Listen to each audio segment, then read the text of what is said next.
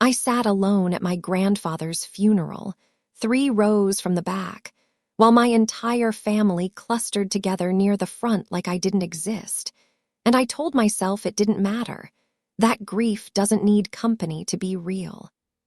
Then, 40 minutes into the will reading, a television screen flickered on in that living room, and my grandfather's own voice filled the silence, and every single person in that room went completely still. My name is Naomi. I was 29 years old the year my grandfather Cornelius passed away, working as a veterinary technician and living alone in a small rental house on the edge of town, close enough to visit easily, far enough from the rest of my family that I'd stopped expecting invitations to anything that mattered. My older sister, Renee, had become a dental hygienist with her own practice's front office managing role, married with 2 kids, and a house in a neighborhood my parents constantly praised. And my younger brother Desmond had just finished law school, the golden achievement my parents brought up at every single gathering as though it were a group accomplishment, rather than something Desmond had done almost entirely on scholarship and his own determination. I loved animals more than I loved most people, and my family had long ago decided that made me the odd one, the quiet one, the one who didn't quite fit the mold of what they considered a proper career or a proper life. Nobody ever said it outright.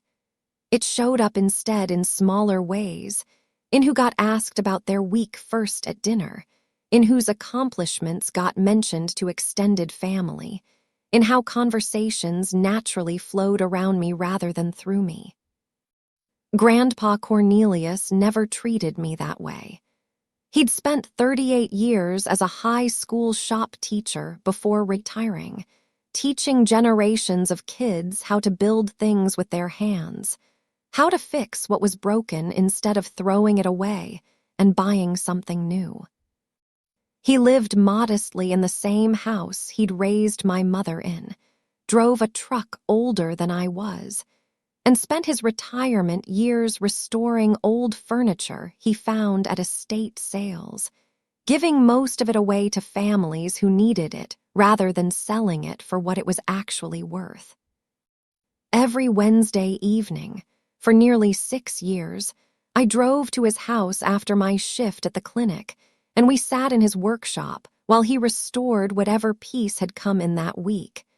And I told him about the animals I'd treated that day, the sad cases and the hopeful ones, the surgeries that went well and the ones that didn't. He listened like every word actually mattered, asked follow-up questions that proved he'd been paying real attention, and never once suggested my job was somehow less important because it didn't come with a fancier title. When he was diagnosed with pancreatic cancer, the prognosis was grim from the very beginning, the kind of diagnosis where doctors speak carefully and families brace themselves immediately for what's coming. I became the one who managed nearly everything in his final months. I drove him to appointments on my days off. I researched his medications, cross-referencing them against what I already knew from veterinary pharmacology, catching a dangerous interaction the hospital pharmacy had initially missed. I sat with him through the long, difficult hours of treatment, and later, through the harder hours when treatment stopped working and comfort became the only thing left to offer. My mother visited on Sundays after church, usually for less than an hour, usually with Renee's kids in tow, which meant most of the visit revolved around the grandchildren rather than around Grandpa himself.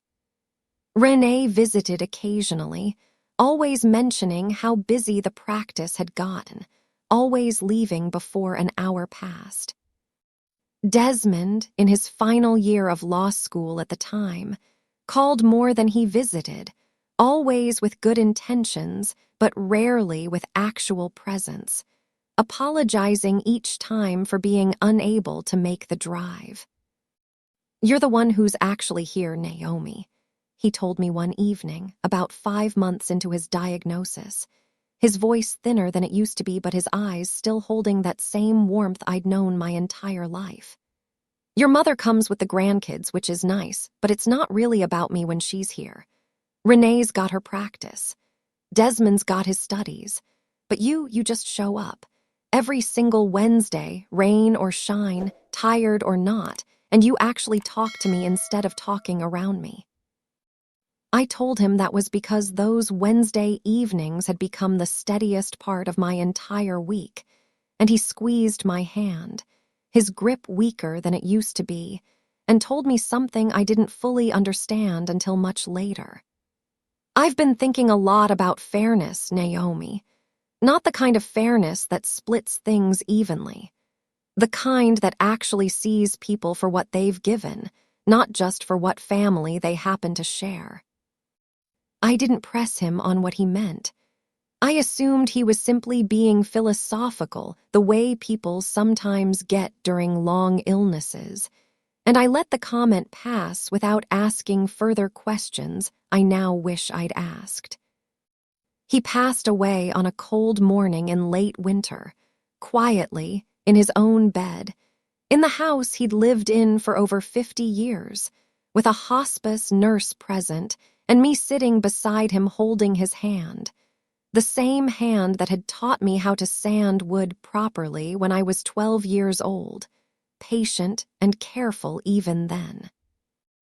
I called my mother from his bedroom, my voice breaking apart with every word, and she answered sounding distant, already asking about arrangements, about who needed to be called, rather than asking how I was holding up after sitting with him during his final moments while the rest of the family was somewhere else entirely.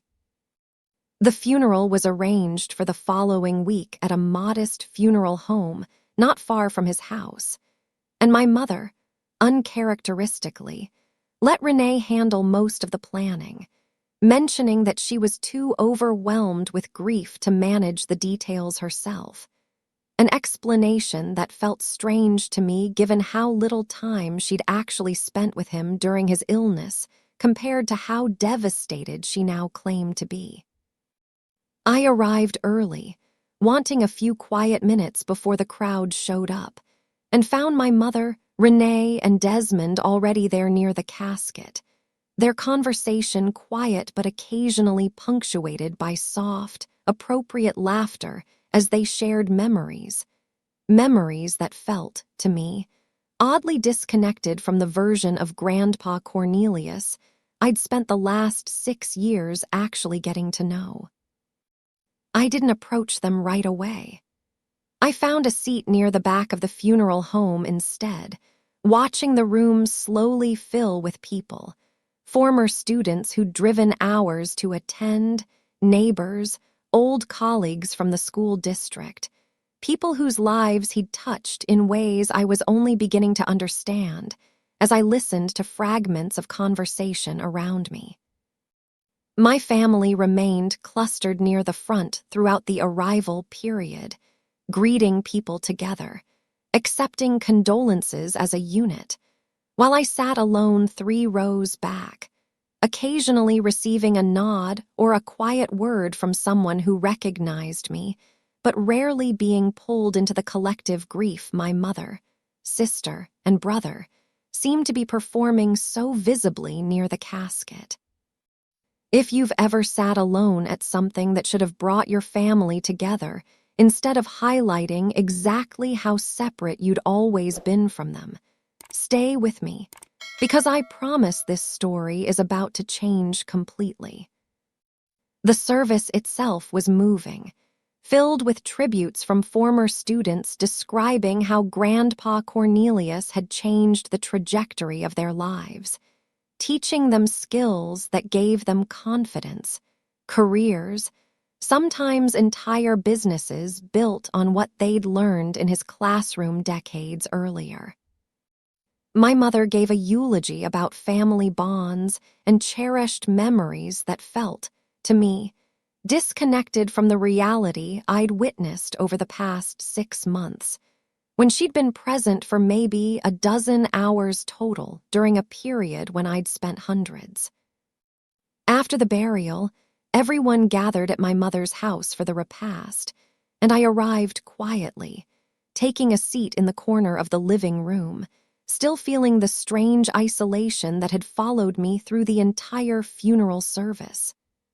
About an hour into the gathering, a lawyer named Ms. Reyes arrived, carrying a briefcase and, oddly, a flat rectangular case that looked like it might contain a laptop or a small television. "Naomi," my mother said, spotting me in the corner, her tone brisk rather than warm. "We're about to do the will reading in the living room. You're welcome to stay, though I imagine it won't take very long." The comment landed strangely, dismissive in a way that felt consistent with everything else about that day. The assumption that whatever was coming wouldn't really involve me, that my presence was more courtesy than necessity. We gathered in the living room, my mother, Renee, Desmond, and me sitting slightly apart from the rest, near the same corner I'd claimed earlier, while Ms. Reyes set up near the fireplace, connecting the flat case to the television mounted above it. "Before I read the formal will," Ms. Reyes said, "I need to explain that Cornelius left specific instructions for today's proceedings, instructions he recorded himself, on video, about 4 months before he passed. He asked that this recording be played in full before any discussion of the estate itself begins, and that everyone present remain in the room until it finishes." A ripple of confusion passed through the room. My mother glanced at Renee, uncertain. Desmond leaned forward slightly in his seat. Ms. Reyes pressed a button, and the screen flickered to life, and there was Grandpa Cornelius, sitting in his workshop, thinner than I remembered him being before he got sick, but unmistakably himself, his voice steady despite everything his body had already been through by the time this was recorded. "If you're watching this," he began, looking directly into the camera, "then I'm gone, and I want to say some things plainly, because I've spent too much of my life being polite about things that needed to be said clearly." The room fell into a silence, so complete I could hear the old clock on the mantel ticking behind us. I've spent the last several months thinking a lot about what it actually means to be present for someone, and I want to be honest about what I've observed in my own family, because I think honesty is the only real inheritance worth leaving behind. My mother's hands had gone still in her lap. Nobody moved. "Denise," he said, addressing my mother directly on the screen, his tone gentle but unmistakably clear. "You visited on Sundays with the grandchildren, and I loved seeing them truly. But I want you to know I noticed how rarely those visits were actually about me. I understood you were busy. I only wish I'd understood sooner that busy had become an explanation you reached for a bit too easily." My mother's face had gone rigid, her eyes fixed on the screen. "Renee," he continued, and my sister's confident posture shifted. "You mentioned the practice every single time you visited, and I understand building something takes real effort. But I hope you understand that effort spent on your career shouldn't come at the total expense of effort spent on the people who raised you." Renee said nothing, staring at the screen with an expression I couldn't fully read.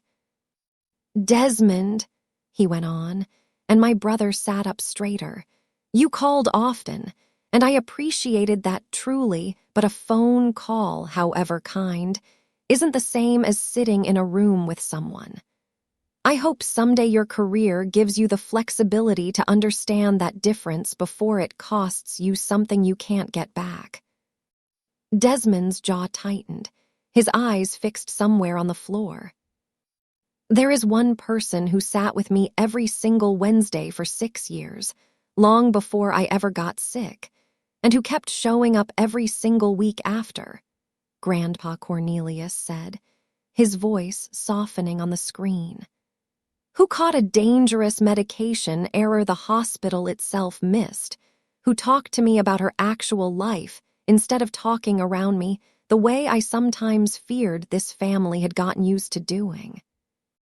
He paused, and on the screen, his eyes seemed to look directly out at the room, directly at me, though he couldn't have known exactly where I'd be sitting. That person is my granddaughter, Naomi. The room fell into a silence so complete it felt like the air itself had stopped moving. My mother's mouth opened slightly. Renee's hand had risen to cover her own mouth. Desmond stared at the screen like he was seeing his grandfather for the first time, in a way he hadn't fully seen him while he was alive. Naomi never once made me feel like my life had shrunk down to nothing just because I got sick, Grandpa Cornelius continued from the screen. She talked to me about her work with animals like it mattered, because it does matter, and I'm ashamed it took me getting sick to realize how rarely this family made her feel that way before. I felt tears streaming down my face, my hands pressed against my mouth, unable to look away from the screen. I know some of you will be upset by what I've decided, he said. I know some of you will say it isn't fair, that Naomi didn't earn this the way the rest of you believe you were entitled to it, simply by being my children and grandchildren. But I ask each of you to sit with one honest question before that feeling takes hold completely. What did you actually give me in these final months, beyond a phone call or a Sunday visit built around someone else's schedule? Where were you on the Wednesday evenings? And why isn't that question sitting uncomfortably with you right now?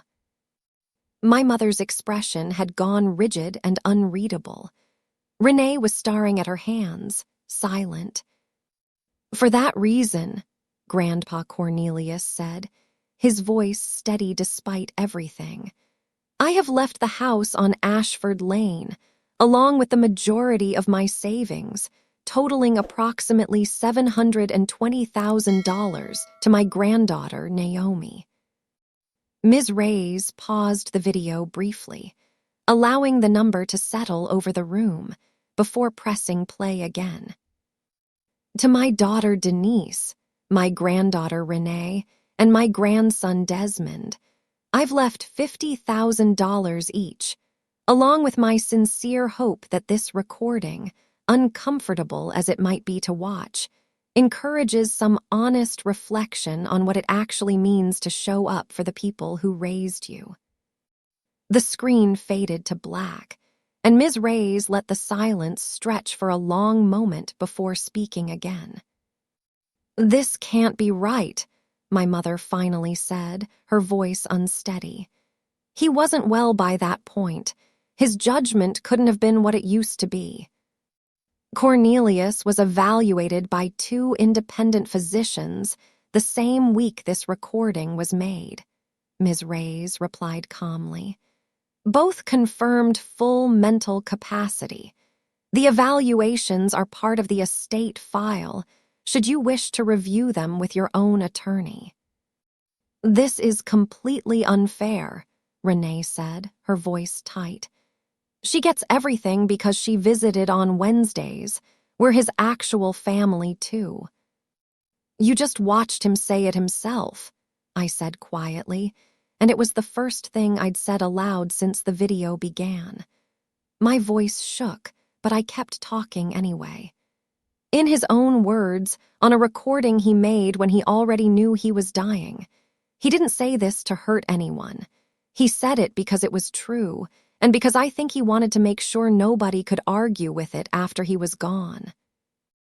Renee had no response, and everyone in that room understood it, including her. You don't get to sit here and act wounded, I continued, feeling something inside me finally breaking loose after years of sitting quietly through family gatherings that never quite made room for me. None of you sat with him every Wednesday. None of you caught his medication error. None of you talked to him about your life like it was a conversation instead of an update. And now you want to act like something was stolen from you, after watching him explain, in his own voice, exactly why he made this decision. My mother sat back down slowly, her face pale, saying nothing further. Desmond finally spoke, quietly, his voice unsteady in a way I hadn't expected. He's right. I called because it was easier than driving out there. I told myself that was enough. It wasn't. Nobody argued the will's no contest clause when Ms. Reyes mentioned it. The video itself had already done more convincing than any legal explanation could have managed, laying bare in his own voice exactly what he'd witnessed during those final months. I left that house that evening and drove straight to Grandpa Cornelius's place on Ashford Lane, sitting in the workshop in his old chair, surrounded by half-finished restoration projects he'd never get to complete, and I let myself cry properly for the first time since he'd died. Not because of the money, because I missed him, plainly and completely, the particular kind of missing that leaves a hole shaped exactly like the person who's gone. A few days later, going through his things, I found a small stack of photographs tucked in his workbench drawer. Pictures from our Wednesday evenings I never knew he'd been taking.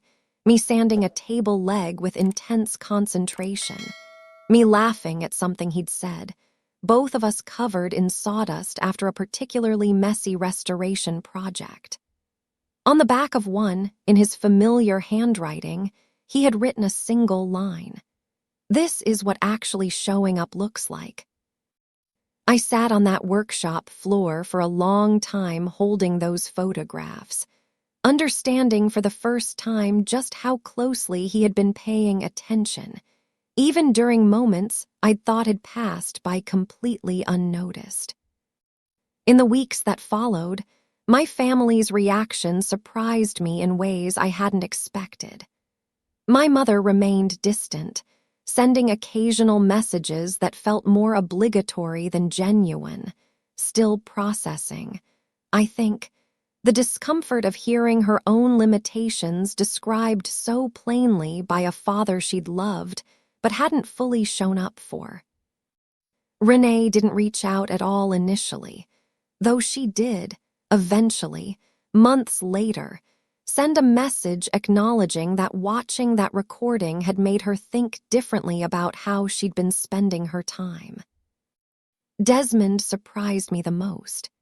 He started calling more often, genuine calls rather than obligatory check-ins, and eventually started visiting on Wednesdays himself, not out of guilt exactly, but out of something that felt more like genuine effort to understand what he'd missed. Sitting with me in Grandpa's old workshop, asking questions about the restoration projects, slowly building something he and Grandpa Cornelius had never quite managed to build together while there was still time. I kept the house on Ashford Lane, moved into it eventually, and turned the workshop into a small space where I sometimes bring rescue animals from the clinic to recover in a quiet, calm environment before they're ready for adoption. Something I felt certain Grandpa Cornelius would have appreciated, given how much he'd always cared about giving things a second chance instead of discarding them too quickly. Some evenings I still sit in that workshop, and I think about how strange it is that it took a recorded video, made months in advance by a dying man who apparently understood exactly what needed to be said and exactly how uncomfortable it would be to say it, to finally make my family see something I'd felt quietly for years without ever fully nomming it out loud. People sometimes ask if I feel guilty about the inheritance, about the way it exposed things my family might have preferred to keep unspoken. I've turned that question over many nights since, sitting alone in that quiet workshop. And the answer I keep arriving at is always the same. I didn't create the truth that recording revealed. My grandfather simply refused to let that truth stay hidden any longer, choosing instead to speak it plainly, in his own voice, in a way none of us could argue with or explain away once it had already been said. My grandfather spent his final months mostly surrounded by scheduled visits and dutiful phone calls, and one granddaughter who simply couldn't imagine a Wednesday evening spent anywhere else. In the end, he made absolutely certain the truth would be heard clearly, in his own words, in a room where I'd spent the entire funeral sitting alone, before that same room fell completely silent, finally listening to exactly what I'd known all along. So I'll leave you with the same question I still think about often. If the people you loved most could leave behind a recording explaining exactly who showed up for them and who didn't, would you be at peace with what that recording revealed about you? Or would some part of you, watching it play in front of everyone who ever mattered to you, finally understand what it feels like to sit alone in a room while the truth speaks louder than any excuse ever could?